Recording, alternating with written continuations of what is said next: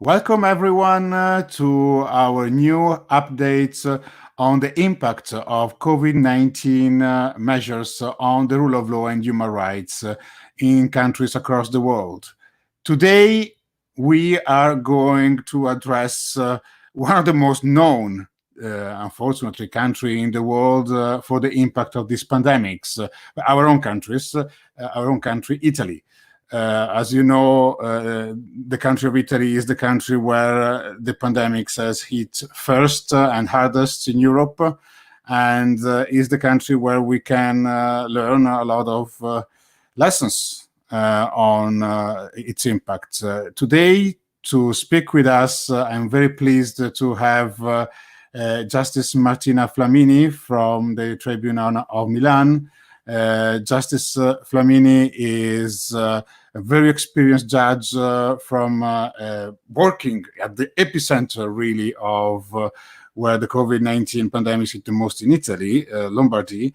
And she's a very experienced judge in all matters related to fundamental rights, international protections, and the rule of law in Italy. So, Martina, welcome and thank you for joining us. Thank you to you. Thank you. So, as I said, our country, we are both Italians, has been really hit hard.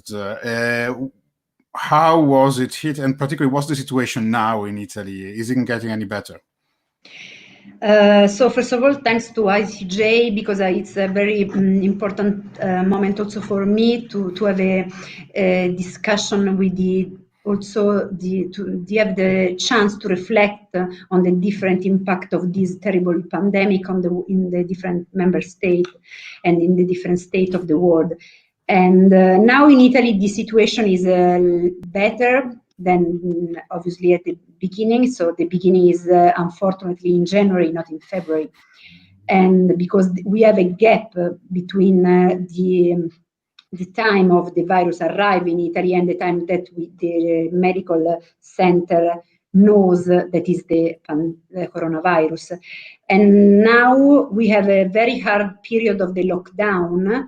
And at this stage, we are in the phase that we can call the number 3, because in the first phase, we had a complete lockdown. So from this 8th of March, nobody can go out except for the health problem, from the problem of work that can do in the home, and for very urgent things.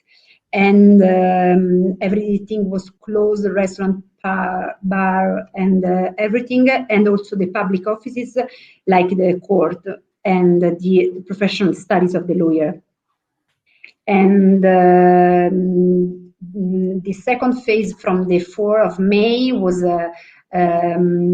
obviously more light, because the person can go out also without the permission of the authority, and many public offices and many public places are open, like for example the garden and public parks and the shops. And now, from the 3rd of June, we have the chance also to go out from the regions, and we can pass to the region to the another one. And also, the person that arrive in Italy from the other member state can arrive in Italy without the 14 days to stay at home. So obviously the situation is very, very light. Also, if I live in Lombardy, I live in Milan, and in Milan the situation is very hard. If you think that every day more than 50% of the cases are in Lombardia. So the fight in this region is very hard, also in this period that we are in June. No, it's really, the situation is very sad, let's say. We have been, I think, the whole world has been also following with apprehension the situation of Italy, and what's less known is the situation of Lombardy and the north of Italy in particular, because we have seen also the impact of having ignored certain obligations on the right to health, on the capacity of the public health system, and how that's impacted also on the capacity to prevent this level of pandemics. So you have experienced it on yourself, because you're right in the middle of that. What, in this level of measures, what was the impact that you felt also in your work? In a sense, you're a judge, you work in a court, and there are cases of all kinds. How did function a tribunal in Italy at the worst end of the pandemic, and now that we're slowly getting out of it? And Massimo, obviously we have many changes in this period, and we maintain also many changes. Just for describe the situation, I can give you just some notes on the measures that I can speak from just for Milan, but this is the situation not just in Milan, because all the cities have the very similar provisions for the court and tribunal. And so obviously the restriction on entering the court, so limit number of judges and staff present in court, restrict public access inside Justice Palace. You can enter in the Justice Palace just if you have a previous appointment. And completely no access to Palace for staff and public coming from red zone. You know that in Italy, like I suppose in every country, there are more some red zone. So the zone that are so stressful for the number of persons that stay in the hostel, that they call it red zone. And so nobody can go in and nobody can go out from this red zone.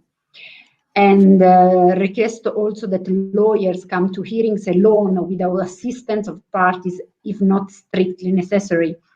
And eliminate complete meetings, conference and training, so we have just webinar, and close bars and food services inside the buildings, obviously. And the social distancing with mask in Italy, everywhere in Italy, just in Lombardia, and also when you stay out of the building, but in every place, social distancing with mask in the court. And disinfecting the court many times, and screening for court access in Italy, and wearing masks and gloves for public judges and staff, obviously maintaining their personal safety distance, and ban gathering of people. And every hearings, except some hearing that it's not possible to do with different tools, for example, for the person that are in jail, but the normal hearings held by conference called, just with a few exceptions, and using Microsoft Teams among judges, clerks, prosecutors, and defenders, possibly with their clients. And also criminal hearings with detained by video conference. In Italy, criminal hearings in normal way are public, civil hearings are not. So hearing behind closed doors for reason of health. And from 9 of March to 11 of May, hearings in civil and criminal proceedings pending in all courts shall be postponed ex officio after 11 of May, with just some exceptions. So you can see there are a very different way to administrate the justice. And this is very important, especially in the field of fundamental rights, because the presence of the judge, close to the person is extremely important for the person that go to the court, because they arrive to the court just for the criminal one, but also the civil one, when they have a very big problem and they want also to see the judge.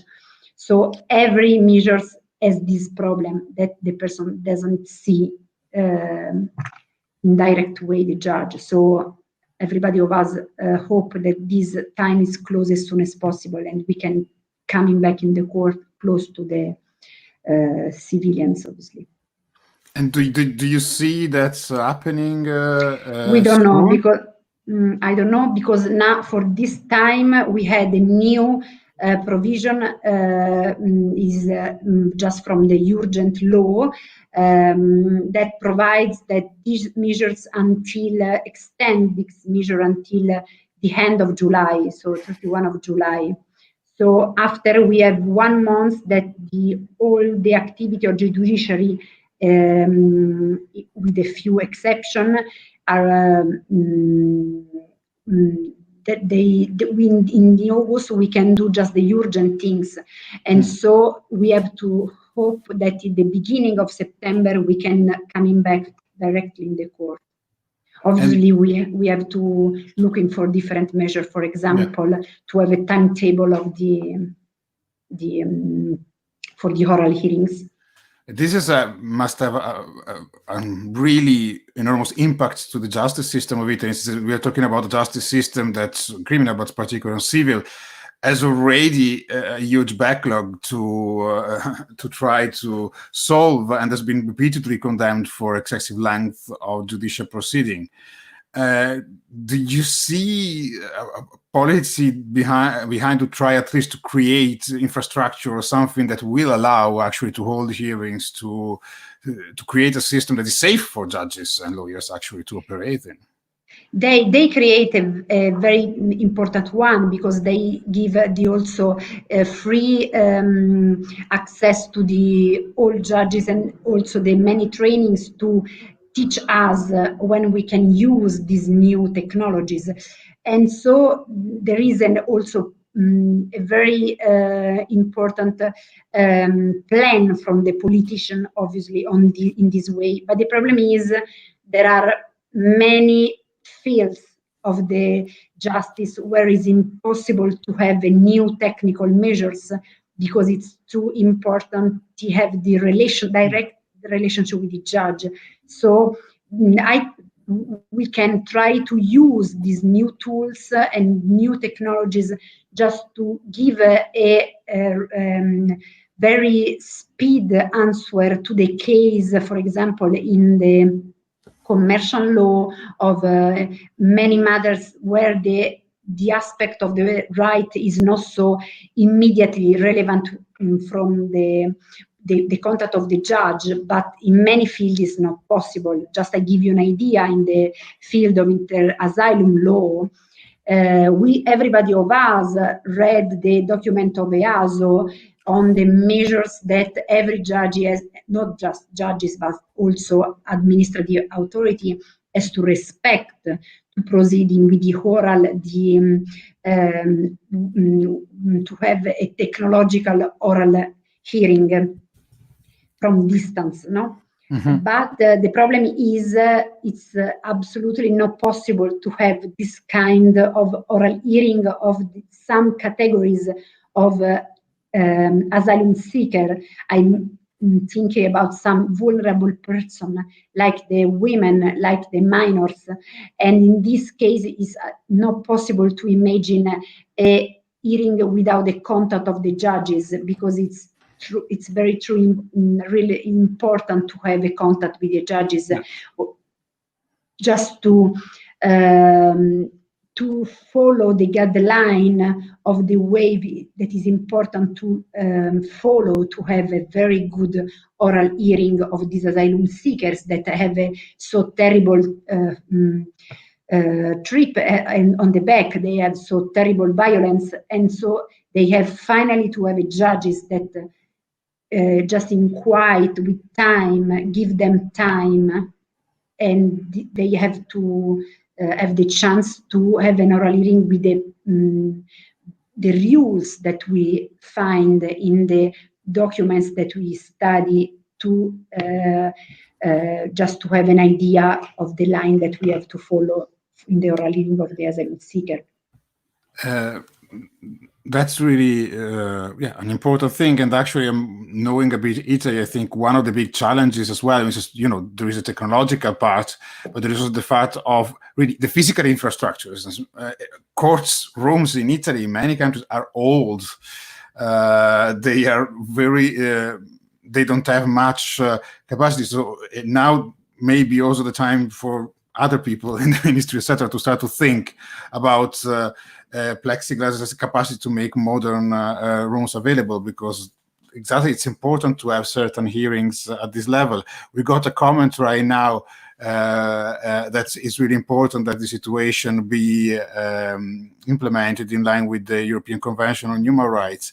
And one question we get from Sorina Macrinici is whether necessary any legislative amendments to organize the remote hearings to have that, or it was done only with it's necessary. It's necessary. In fact, we have many laws in this period, because we have the civil proceedings, but also the criminal proceedings that have the rule that impose the way that you have to follow, the rules that you have to follow to have a trial. And so we had the new chance to have, for example, the written manage of the trial, of the proceedings, but we find, and we have to write in our judgment that we can do these things because we have this law in this period. For example, also to have the chance to have to use Microsoft Teams with my colleagues. In the judgment, I have to call the chance to use these things and to have a reference in a law. Because and this is the problem that we have in this period, Massimo, with the civil cases that we have in September, just to give you an idea. So everybody of us hope that in September we can come back in the court, but if it's not possible, for example, if arrives the second terrible pandemic in the October, in this period now we can provide that we have the we can use this technological measure in September, because the law tell us that we can use until the end of July. So yeah, there is a problem of really creating systems that are more permanent. Yeah, also because we can plan very much the things, because we can arrive at the end of the July. In different things, I have to suppose that in September I can come back in court. That's really a problem for the certainty of law and the certainty of access to justice. And in your experience, because you worked a lot with asylum seekers and you address the situation in the hearings, how has this crisis impacted their rights? Do you think they have been severely impacted? Has there been something in particular that has The impact is very, very tragic, because first of all, in the center where the asylum seeker live, there is no very way to respect the social distancing. This is the first point, because there is no very space for all of them. And the second thing is the asylum seeker lose in the first instance from the court, in front of the court. They can, in theory, coming back in the country of origin, and they lose the chance to stay in the center. They lose the chance to have a doctor. They lose the chance to have a way to contact a doctor and the way to have the assistance from the medical center. And after just at the beginning, also the persons that have the application pending in front of the authority, obviously has to waiting for more time, because all the proceedings go ahead very, very slowly for this situation. And they have to waiting for much time in Italy to have a decision. And also it's more difficult for the asylum seeker to have a chance to contact the lawyer, because they can speak with the lawyer just by phone, because also the professional studies are closed for 2 months. And all the proceeding in Court of Cassazione, you have to know that in Court of Cassazione they don't have nothing with the technological support. In Court of Cassation in Rome, everything is on the paper. They stay on the paper. They don't have nothing on the PC. So for more than 2 months, all the proceedings for the asylum seeker, but all the proceedings in Court of Cassation was stopped. And so the situation of asylum seeker is very, very hard. And just for this reason, we have many, many urgent claims in this period. And in my court, we choose to have a very clear approach, because we think that just to grant the public health and private health of the asylum seeker, we have to stop the chance to leave them out of the center. And we have to leave them in the center to have a protection also of the fundamental rights of the health and many other things. Yeah, there are really concerning choices that have to be done in these times. And these are the times where we see when certain decisions also as an infrastructure on technology, IT, that should have been done in the past, really make the emergency far worse. There is one last issue that I want to ask you before our time is up. And this is conversation that I don't know many people out of Italy are aware of, but in Italy now there is a lot of discussion about how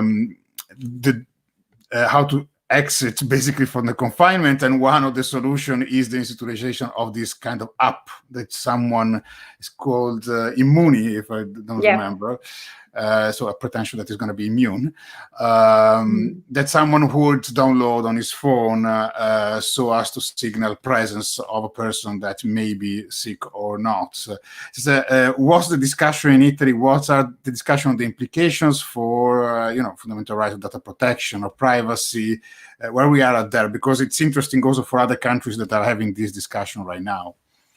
And so I just in the court, I have many proceedings of the data protection just before of the question to have or not this app to prevent, to control the pandemic.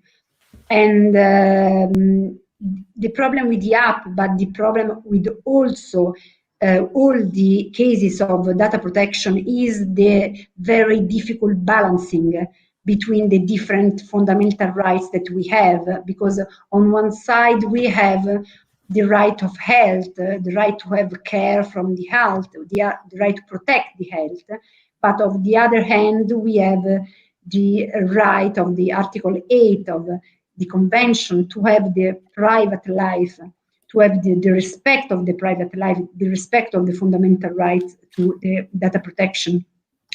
And this is the very crucial point, because and we see many times when in the court we have many proceedings and the person has to cancel the post that we can see on Facebook, on Instagram, and the Court of Justice told us that the first claim you have to go to the social network, but this kind of balancing it's not possible to do.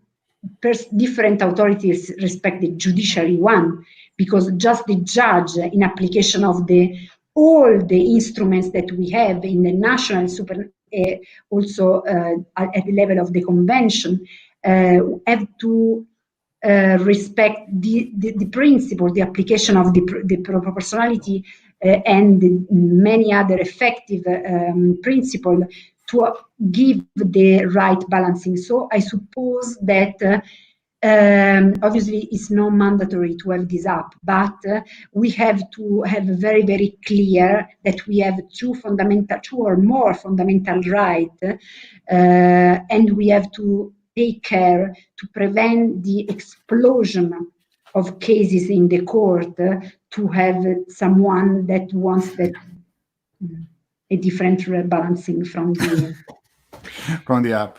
We have actually one question, and I think we can try to close with that, but it's such a legal question that I can't resist. Again, from Serena, because we have been discussing about, yes, there are some procedures we can't delay because there are urgent cases, but how do you decide which cases are urgent? Are there official criteria to decide whether the case is urgent or not? And were these imposed only for COVID-19 situation, or these are criteria that pre-existed? No, so obviously there is the criteria.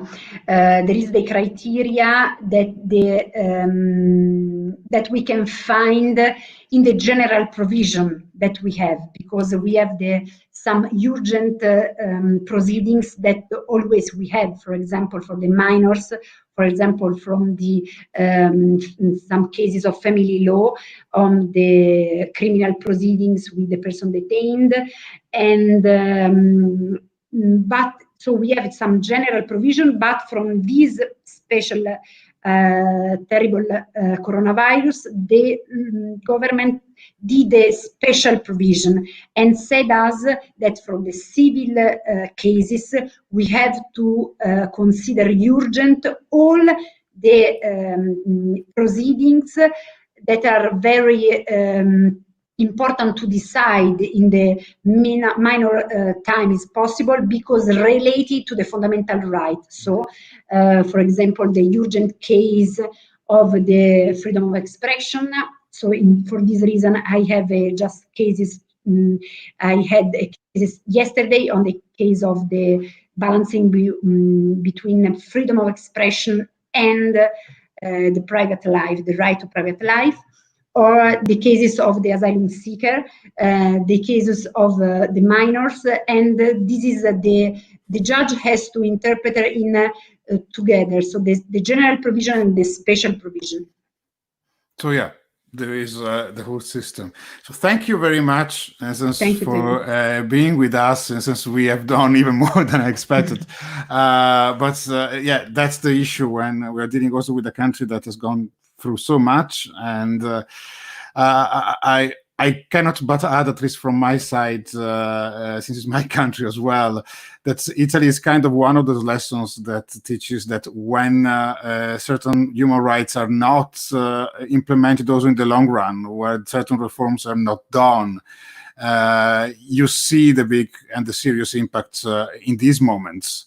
You see really what's the problem of not having serious infrastructure in courts, etc., or also the health system in certain parts that have been dismantled. And you see the impacts at this moment. So thank you very much for being with us with the ICJ, and we're going to come back also to know what's going on in Italy in the future. Thank you for the people who have been following us, for the comments, very useful. We are going to be here again. We're going to be here next time for another update next week on Serbia. And in the meantime, please stay safe, but watch out also for your rights. Thank you very much. Goodbye. Thank you to you. Stay safe.